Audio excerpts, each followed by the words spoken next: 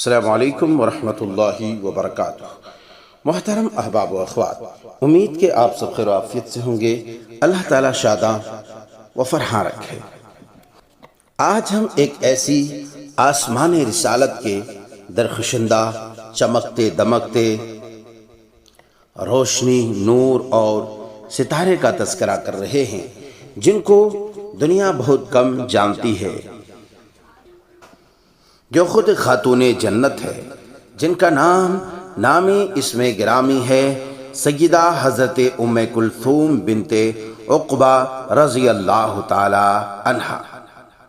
سیدہ ام کلثوم رضی اللہ تعالی عنہا کے اسم مبارک کا تو ہمیں علم نہ ہو سکا، البتہ آپ ام کلثوم ہی کے نام سے مشہور تھے، چونکہ یہ ایک بہت بڑے دشمن اسلام اور گستاخ رسول صلی اللہ علیہ وسلم کی دختر نیک سیرت تھی۔ اس حوالے سے بھی آدمی ان کو کم جانتے ہیں۔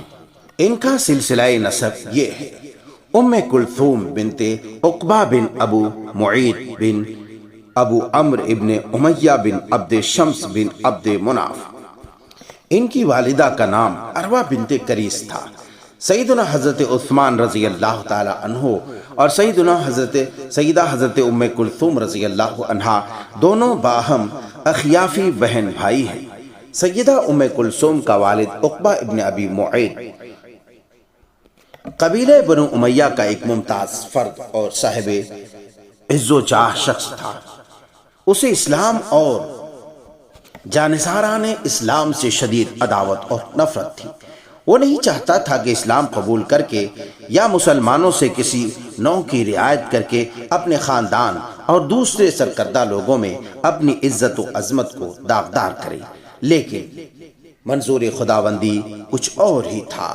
ادھر وہ اسلام اور پیغمبر اسلام کے در پہ آزار تھا اور ادھر ان کی حرکتوں پر کارکنان قضا و قدر مسکرا رہے تھے، اور خود اسی نور اسلام سے محروم گھر میں ایمان کی شمع روشن ہو رہی تھی، یعنی اس کی بیٹی سیدہ ام کلثوم رضی اللہ تعالی عنہا باپ کی مرضی کے خلاف کفر کی چاروں طرف پھیلی ہوئی تاریکی سے نکل کر اسلام کی زوبار اور دین کی نور افشاں وادیوں میں داخل ہو رہی تھی۔ سبحان اللہ۔ صلح حدیبیہ میں رسول اللہ صلی اللہ علیہ وسلم نے مشرکوں سے یہ عہد کیا تھا کہ قریش کا کوئی آدمی اگرچہ وہ اسلام قبول کر چکا ہو، مدینہ منورہ میں داخل ہوگا تو وہ واپس کر دیا جائے گا۔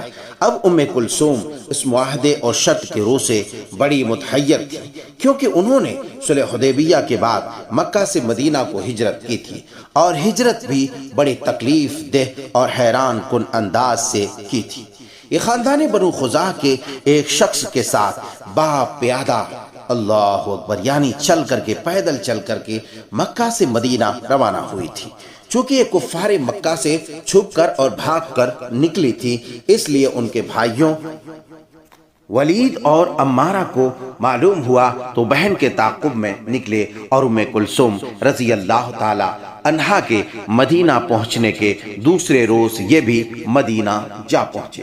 معاہدے کے مطابق رسول اللہ صلی اللہ علیہ وسلم سے کہا ام کلثوم کو ان کے ساتھ واپس بھیج دیا جائے، لیکن دوسری طرف ام کلثوم نے دربار رسالت میں التجا کی، میں عورت ہوں، سچے دل سے اسلام قبول کر چکی ہوں، اب اسلام ہی میرا اوڑھنا بچھونا ہے، میں کسی حالت میں بھی نہ اسلام ترک کرنا چاہتی ہوں، نہ واپس مکہ جا کر کفار مکہ کے مظالم کا شکار ہونا چاہتی ہوں۔ اللہ اکبر۔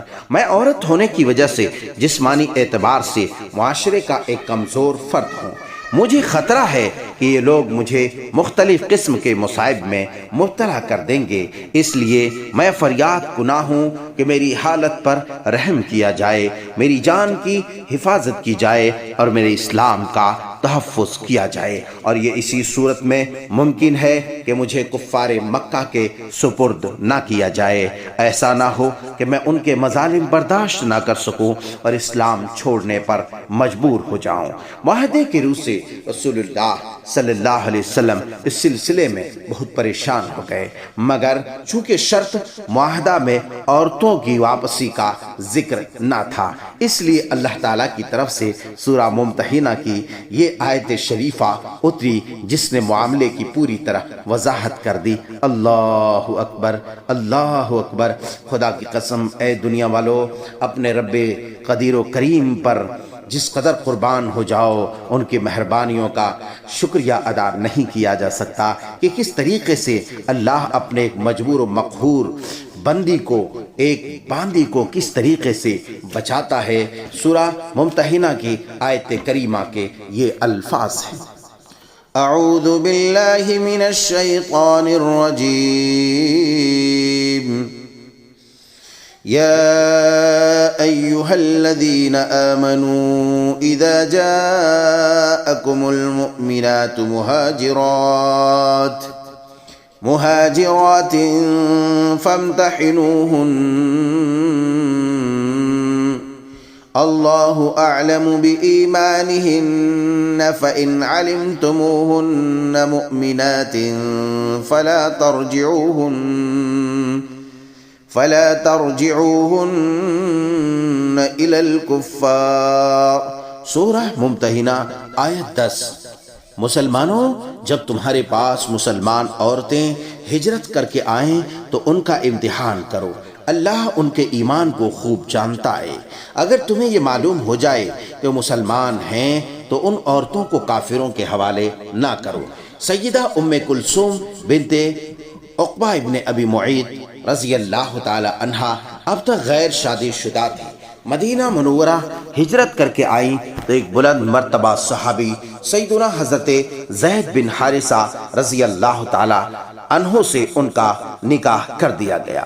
وہ جنگ موتا میں شہید ہو گئے تو سیدنا حضرت زبیر بن عوام رضی اللہ تعالی عنہ کے عقد مسعود میں آئیں، لیکن سیدنا حضرت زبیر چونکہ سخت طبیعت کے مالک تھے اس لیے نباہ نہ ہو سکا، مجبوراً طلاق لے کر سیدنا حضرت عبد الرحمن بن عوف رضی اللہ تعالی عنہ سے نکاح کر لیا۔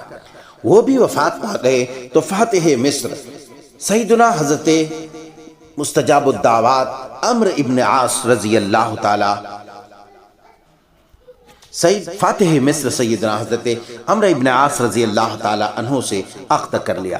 عمرو ابن عاص رضی اللہ تعالی عنہ اس زمانے میں مصر کے گورنر تھے۔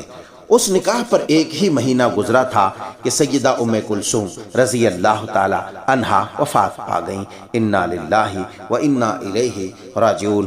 اللہ ان پر کروڑہا کروڑ رحمت نازل فرمائے۔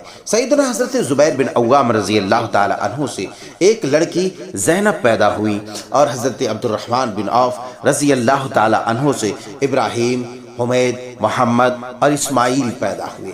حضرت زید بن حارثہ اور عمرو ابن عاص رضی اللہ عنہما سے کوئی اولاد نہیں ہوئی۔ سیدہ حضرت ام کلثوم بن عقبہ ابن ابی معیط ام کلثوم بنت عقبہ ابن ابی معیط بڑے فضل و کمال کی حامل تھیں۔ ان سے متعدد حضرات نے احادیث بیان کی جن میں حمید بن عبد الرحمن، حمید بن نافع اور ابراہیم بن عبد الرحمن شامل ذکر ہیں۔ صحیح بخاری، صحیح مسلم، ابو داؤد، سنن نسائی اور سنن ابن ماجہ وغیرہ کتب احادیث میں ان سے روایات مروی ہیں۔ عزیزان گرامی، یہ مختصر سی سیرت کا واقعہ، سیرت کی قسط آپ سماعت فرما رہے تھے سیدہ حضرت ام کلثوم بنت عقبہ ابن ابی معیط رضی اللہ تعالی عنہا کا۔